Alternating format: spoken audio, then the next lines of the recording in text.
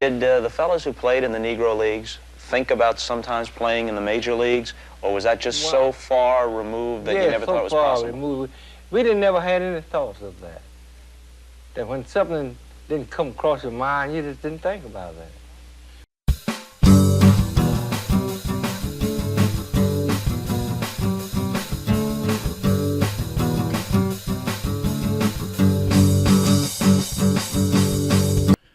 Welcome to The Daily Rewind, brought to you by thisdayinbaseball.com. My name's Tom Hannon, and I'm your host. Today, I'm bringing you a memory as we dive deep into his voice from the past.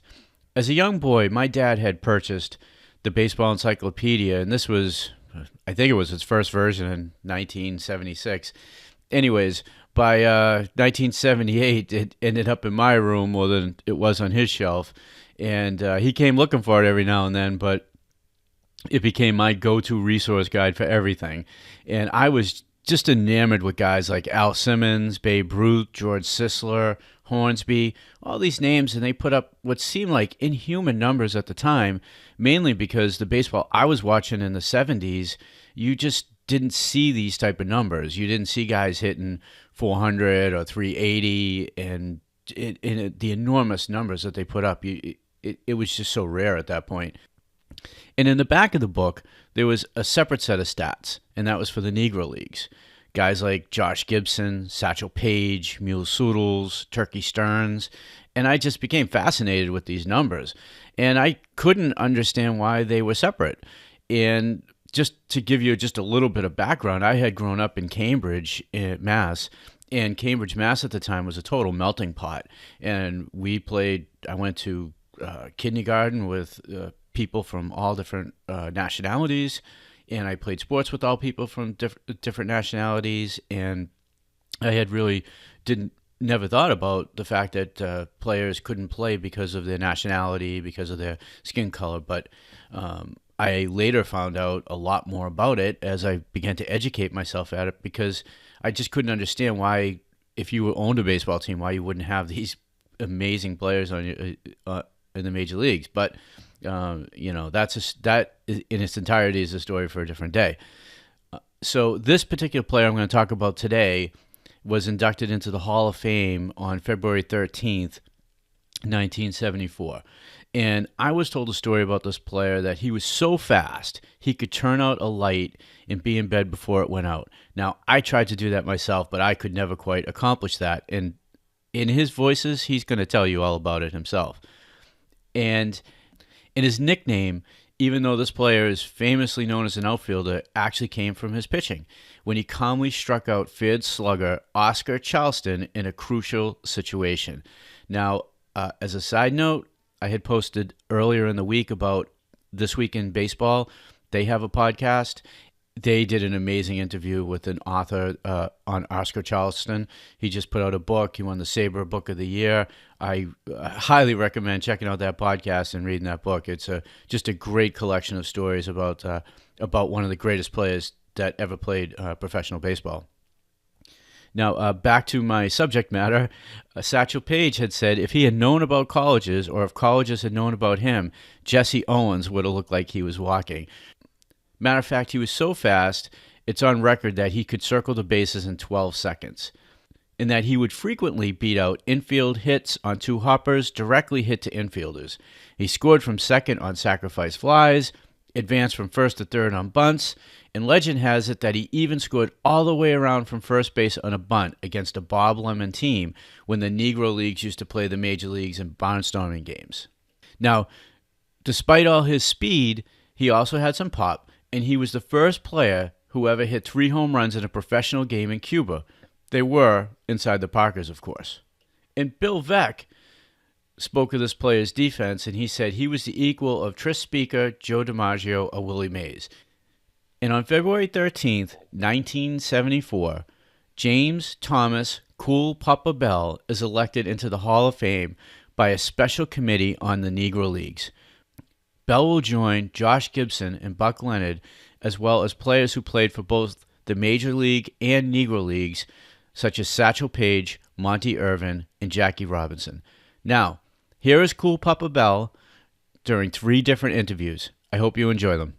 When you went to St. Louis, what was the immediate reason? You got a job? Is that why you left here? Well, yes. The thing was, my mother always said that she wanted us to go as far as in school as we could.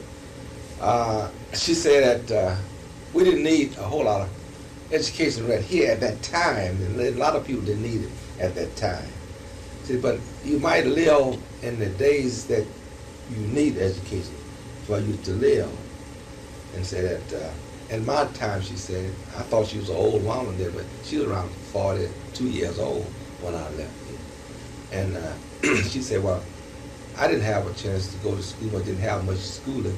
Sometimes you go 2 months and a half, 3 months, according to the weather, living in the country too. So she said, I just hope that you would go live in a bigger city where you could have more opportunities to go to school.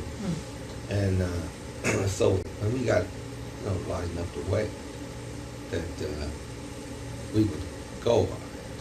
Did the fellas who played in the Negro Leagues think about sometimes playing in the major leagues, or was that just so far removed that you never thought it was possible? Removed.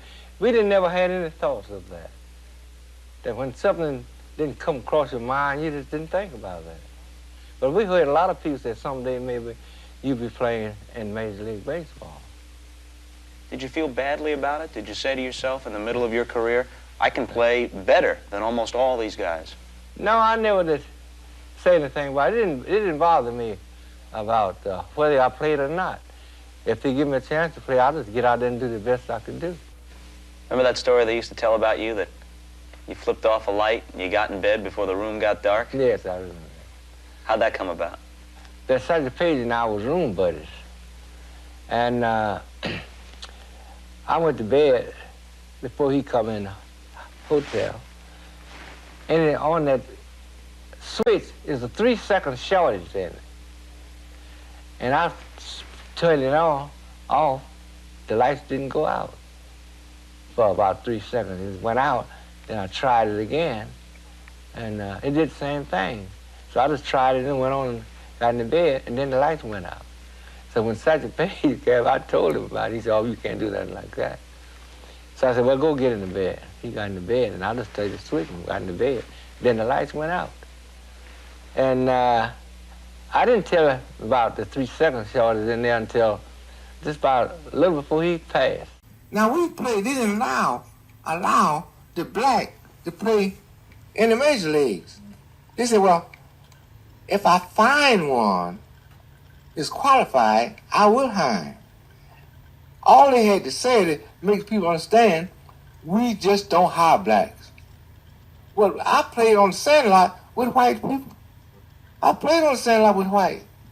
But putting you in the major league, they would put you in there. But you have to change your thing yourself. After you get grown, you got to grow up under the control and the power of your mother and father. But how can you can't how to change that, because they think my mother and father was right. I'm always embarrassed to say it, but I was I guess 14 years old before I knew that there weren't black people in the major leagues. As a matter of fact, I grew up in Philadelphia, and I was an old Philadelphia A's fan, I understand that. But they had a center fielder named JoJo White who'd been kicking around the majors a long time. I thought he was black. Yeah. I really did. I went to the ball game. He looked black to me. I mean, and I just assumed he was black, and there were other blacks. I didn't know. And then, of course, when Robinson came up, and the whole thing came out, I had never known that blacks weren't in the majors. I just didn't know that. No, you didn't know that. No. You didn't know. No. See, things that you don't know, you just don't know. See, now, Jackie Robinson came into, now he wasn't the first black in the major. He wasn't the best ball player either. But he was the best guy to represent the black. He opened up avenues everywhere that black people could do it. Even now, people, like I got a lot of things. I helped him. I'm older than Jackie. We used to play ball in California. They said, how come you gonna let Jackie Robinson play? Jackie Robinson couldn't play on the team that we carried out there because he was just a youngster. But he did better in the majors than I thought he was going to do. He played, after he played 1 year in the Black League, Negro League, they called it at the time, he played better in the majors than he did in our league. But I can't hardly tell people he wasn't our best ball player. They had a guy by the name Hamilton. And Hamilton was picked over Jackie Robinson. But Hamilton broke his leg. And then they went back and they picked Jackie Robinson. Which he had all the potential to be a great ball player. Getting back to Satchel Paige. Now, they wanted, I think it was 48, yeah, 1948. They wanted, seemed like I think the Cleveland Indians seemed like they're going to win the pennant. They wanted some pitcher out of the Negro League, as they call it, to help them out. And they come to me. They said, do you know someone in the Negro League can have control? Yeah, you recommend to them? To Savenstein with the Globetrotters and thing. He was into that. I said, yeah, I know one. See, our umpires was bad. We had old umpires in our league that had played with a different team and they couldn't play no more. They're going to play with their hometown. I said, I know a guy can throw strikes anytime he wants to throw it. Over any what thing.